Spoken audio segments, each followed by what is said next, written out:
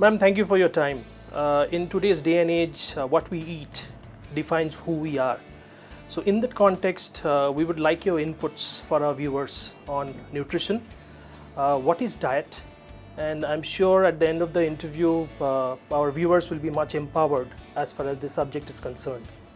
So, I'll get with the questions. In today's lifestyle of ours, how important a role does nutrition and dietary plan play in our well-being?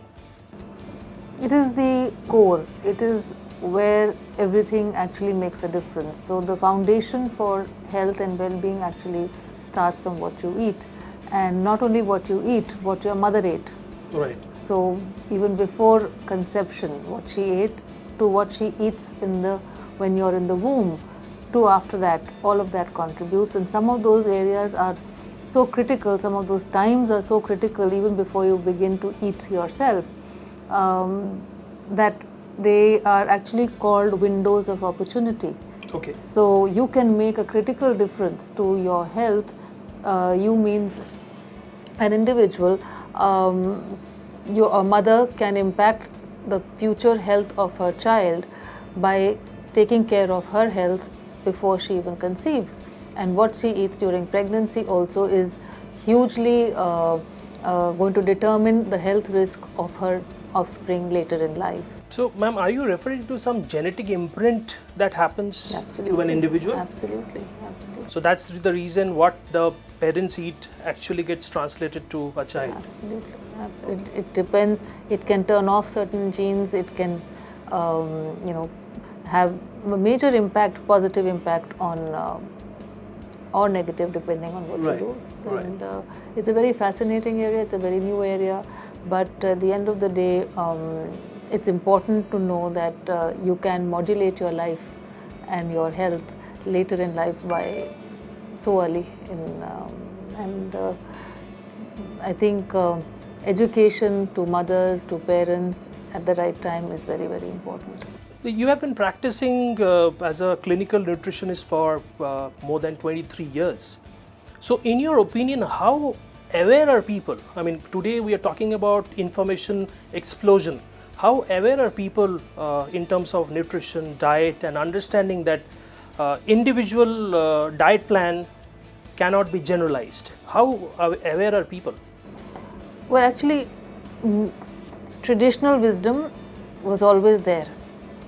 We ate in a particular way according to what our ancestors, parents told us, and there were traditions which we never understood, which got somewhere destroyed because of our scientific, so-called the science of nutrition. And so a lot of good happened, but a lot of good also got destroyed because of our own studies, which we began to believe as completely perfect. And the fact is that they were far from perfect, and it led to an era of maybe the last 100 years, I would say, from the 1950s to now, where rapid changes have happened in our food supply, in our understanding of food, in our behavior with respect to food.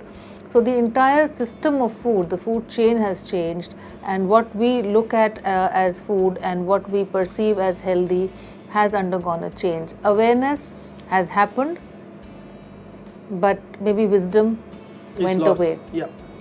And so we became aware of calories, and we became aware of a lot of other parts of our food. We broke it up, but I think somewhere we lost out too.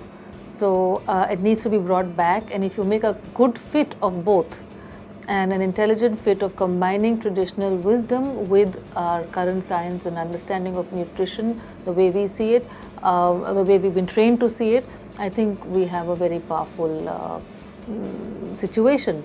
But not everyone is on that same page today. So a lot of things which were a part of our diet, like nuts and good fats and maybe eggs, and so all that got driven away.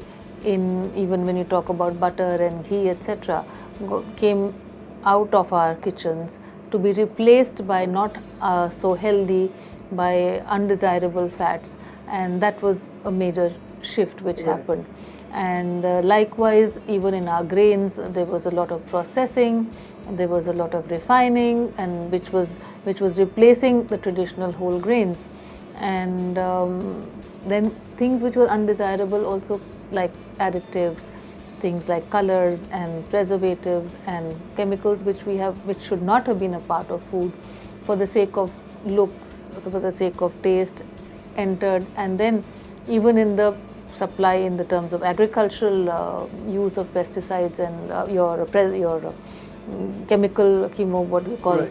herbicides and fertilizers, all of that added to our food made a big difference to what we were eating. Right. So these changes have been, they have caused a huge shift in what we call our lifestyle diseases. And you can see cancer rates are going up, they are going up exponentially. Lifestyle diseases like obesity, diabetes, heart disease, autoimmune problems, everything is on an all-time high. So despite the awareness about Right. nutrition, so Right. that's a complete paradox. Right. And so we are not getting a grip on obesity, despite the fact that we are not only eating better, healthier, and attempting to exercise much more.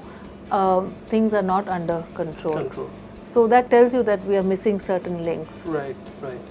And so the other thing is the genetic modification of food, which has changed many crops, including wheat and dairy, and the food. In the food supply, not only crops and the food. So that we don't even know how Right. profound the impact is. Right. But certainly there is an impact.